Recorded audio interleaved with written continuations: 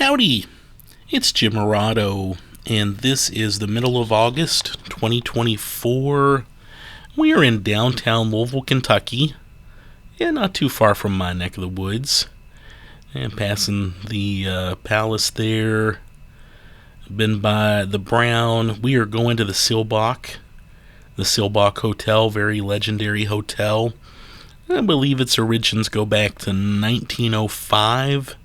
Obviously been there in some form over 100 years, well over 100 years. And we just wanted to go down and enjoy a nice 3-day weekend and relax. So we got us a nice room for a couple of nights, and we barely left the hotel. We really wanted to soak in the Seelbach. We wanted to go down to the Seelbach and just enjoy the hotel for what it is. We had a great time. This video is going to be about 20 minutes long. I'm going to talk about the hotel, the various rooms that it's famous for, the lady in blue, the famous ghost. A manager would even show us some model rooms. Had a great time. We're in the lobby. We're checking in, and there's the lobby. There's the staircase that kind of reminds me of the Titanic staircase. And there's where they serve breakfast in the morning. It's not included. It's a bit pricey, but it was worth it.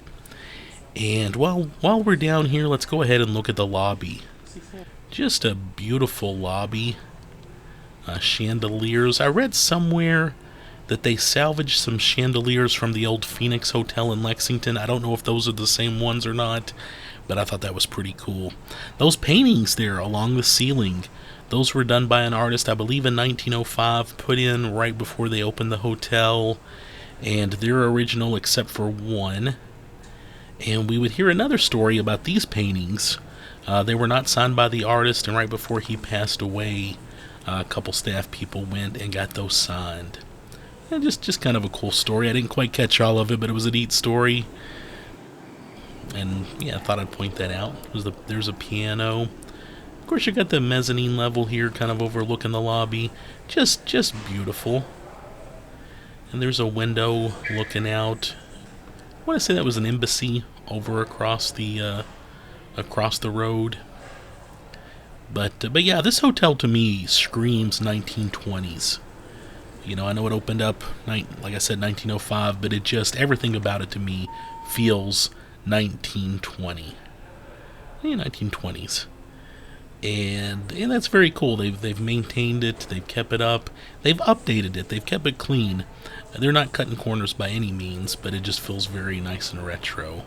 And yeah, lots of little things that if you look around you'll notice about the Seelbach. While we were here, like I said, we talked to one of the managers. He took us back and showed us a couple model rooms. They're going to do some more updates in the near future. Even the lobby, they're going to do some updates. Going to keep it classy, going to keep it retro, but they're going to, always making sure the place is nice and slick and in the state it needs to be in. There's the check-in desk. And looking around the lobby some more. There is a fellow that works here named Larry Johnson, and he has written the book on the Seelbach. Literally, he has written a book that they sell here on the Seelbach. And he also gives historic tours. He's been employed here, I want to say, since 1982. And if you're here on Friday and Saturday nights, I think twice each evening he gives a tour and talks about the history, the various presidents and other celebrities that have stayed here. And the tour is incredible. And it was just a small tour. There were 5 of us on our tour. Larry took the time to talk and chat and tell us about those paintings and other things. I believe that painting right there on the left, the Indian chief, is a mirror image of the other chief on the other side. And I believe the one on the right is the only one that's not original. They did restoration during the 70s, and the painting that was there originally was destroyed. And basically the only thing they could think of to do was to make a mirror image copy of that painting and put it on the other side, and they felt that would look appropriate. And these paintings are kind of the history of Kentucky, and they're very cool. Yeah, and there's Larry right there. I taped a little bit as he was touring us around. I didn't want to use his audio on here because he's written a book, and he's kind of done his own thing. He takes us down to the Rathskeller, and this was an old beer garden. The Seelbach brothers that opened this place, they wanted something very cool and very German beer garden like. They based this off of a postcard from a Munich, Germany, a similar place. They used pelicans in the decor because somebody told them pelicans meant good luck. Lots of apples also used. I think they thought apples kind of were a symbol of prosperity. But this place is really pretty. They use it for special occasions now, so you can rent it out. In fact, on our tour, he said he usually ends in the Rathskeller, but he wanted to start there because another event was about to go on. And this was a stretched leather on part of the ceiling. I don't know how that works, but it looks spectacular.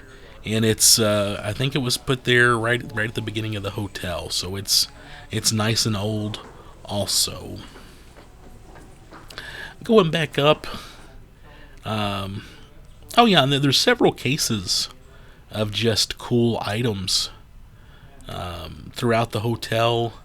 And over to the left, you see the old postcards of the hotel. Those are cool. I love those. I love old linen postcards especially. They look like little tiny paintings.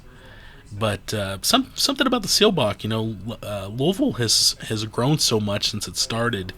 I think some of the camera angles they used to get those pictures, you would have a hard time getting them now. There's so many buildings and stuff in downtown Louisville. Larry points out some plates and other items in the cases. Larry, man, is just a fun guy. Knowledgeable. He knows everything. He's rubbed elbows with everybody.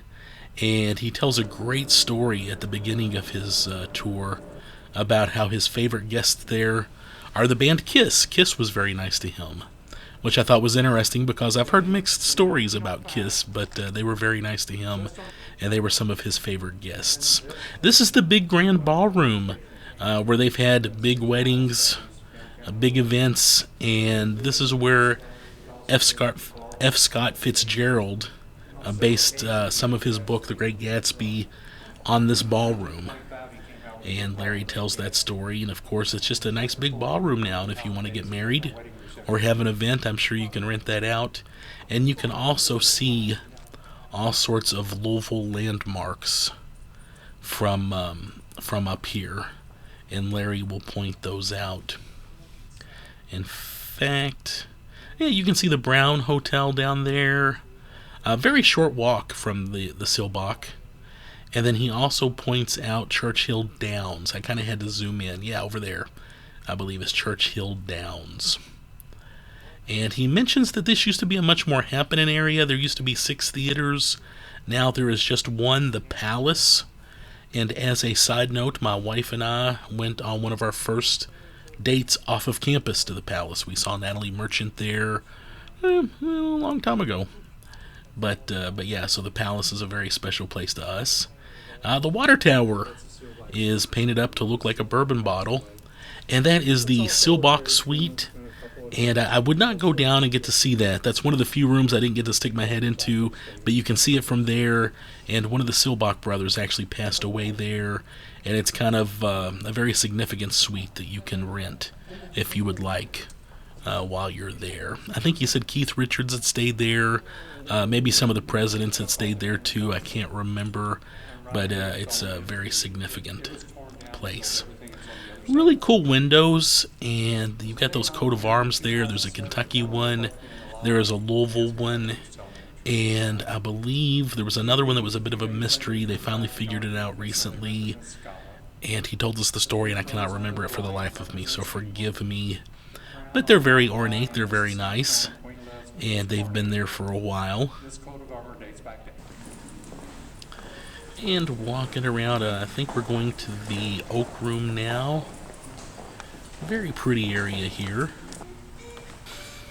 Yeah, and I believe this used to be like an old billiards kind of room, and then they sort of cleaned it up and made it into a restaurant. At one time, the restaurant that used to be here was considered one of the nicest in Kentucky. It was very significant, and it was a big deal for a while. But it's not there anymore. But you can, use this space if you'd like. You can rent it out at this point. And something that I thought was even more exciting about this area, there's a little poker room over to the side. Yeah, when you go into the entrance over towards the left is kind of this little side room. Al Capone and various other people would play poker in this room. Very small room. I'm going to guess it was a high stakes kind of poker situation. And if the front desk, if I understood correctly, if the front desk saw cops come through, or if they were concerned, they could press a button. It would close some doors automatically. Those doors right there, those doors would blend in with the outside. And then there's also like a little secret door over here on the right, and those gangsters could escape through some secret tunnels. Secret tunnels are still there, but they're kind of in kind of maintenance in old areas. It's not safe to take tourists through them. But interesting story. Another quick story is a 1923 Derby Day. Some guys were mugged. Some poker players were robbed by 4 masked men who got away with $20,000. Never solved. And where Larry is standing right there, he's telling us about the Lady in Blue. In 1987, a couple of workers on the same day noticed a ghost, a lady in blue, walk into the elevator. Elevator doors were closed. She went through the elevator doors, and one witness saw it there on the mezzanine level. Another saw it, I believe, on the 8th floor. And the lady in blue. Real quick look around our room. We had a very nice room on the 9th floor. We had a nice suite. Very open area. Nice, huge, comfortable bed. 2 big screen TVs in this room. A very nice bathroom. That's kind of looking into the living room area from the bedroom. And there was our TV near our bed, and then looking over at that living room area again. And there's our bathroom, very clean, very nice. Looks old, kind of has that old feel. Of course, historic hotels, I don't know what the normal rooms look like, but they can be kind of crammed. People were not as big as we are today, and hotels were made for smaller people. But this was a nice big suite. We really enjoyed it. And there's kind of the little living room area there. We could have entertained some friends if we wanted to. Yeah, looking around a little more. Looking out our window. And of course, the lady in blue was a real woman. A lady died at the hotel in 1936, Patricia Wilson. And they would do some research. She may or may not have committed suicide. It's a very complicated situation. There is their little grab and go. I think it's the Seelbach Market grab and go food kind of place. If you need some aspirin, little snack, coffee, they've got it there. This used to be a really nice Starbucks. And I was here before. Yeah, that's still the grab and go. I was here, I think they closed the Starbucks a couple of years ago. It was a very cozy Starbucks. I wish this was still some sort of a traditional coffee place, preferably Sinegros or a Heine Brothers or something Louisville-ish. But yeah, here are my pictures. I think these are from at least 5 or 6 years ago when it was a Starbucks. So that this is the same space at the Seelbach back when it was a Starbucks. I took a few pictures, and I thought I would put those up just for comparison, just so you can check things out there. I actually took a copy of The Great Gatsby with me and read The Great Gatsby in that Starbucks, which I thought was a cool thing to do. And of course, they've got this great cool cabinet area. This is kind of behind the front desk. Lots of cool old relics from the past. A nice open area, more event space, more rooms.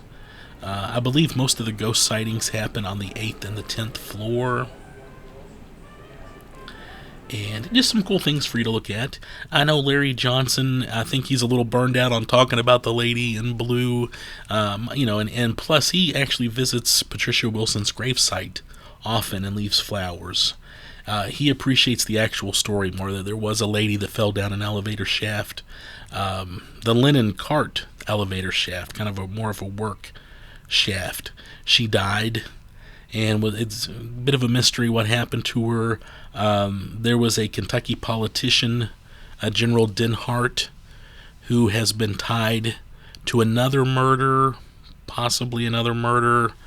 He was never convicted. He was murdered, but he was also possibly tied to Patricia Wilson also. If you want some more information, send me an email. I'll tell you more about it. Ian Punnett, the late Ian Punnett, he was one of the hosts on Coast to Coast AM. He wrote a book about the other lady that was murdered, and included some information about the lady in blue in it. Larry Johnson's book also contains some info too. We're looking at those model rooms now. These are some model rooms. These are rooms that they've already updated, and they hope to update some more rooms to look like this. And like I said, one of the wonderful managers there, we were talking to him. He knows we're a fan of old hotels, and he offered to show this to us, and we were very appreciative. By the way, when we were looking in the cabinet a moment ago, there was a piece of Seelbach stationery autographed by Elvis Presley. I meant to point that out. But yeah, just taking a quick look around some of these model rooms. So if you stay at the Seelbach, probably in the next few years, they'll probably update to this. But yes, the lady in blue, famous ghost legend, and also an actual person. They believe the story, the ghost. There's that connection, but just a very fascinating story, and Larry Johnson can tell you all about it, and his book talks about her too. You can Google it, lots more information. She did not have a headstone until 2018, for what that's worth, but yeah, just a fascinating story. I thought our room looked great. These upgraded rooms, these updated rooms look really good too, though, and it'll be exciting to see how this goes. What I thought was really exciting, though, I'll show you. Yeah, here's some concept art. These are some pictures of what they expect bar, restaurant, lobby will probably look like after their next set of renovations. And again, I think they're keeping that kind of retro 1920s thing going, but still, upgrading stuff for modern crowds. I think I like what they're going to be doing, and yeah, just pretty cool there. So what do you think?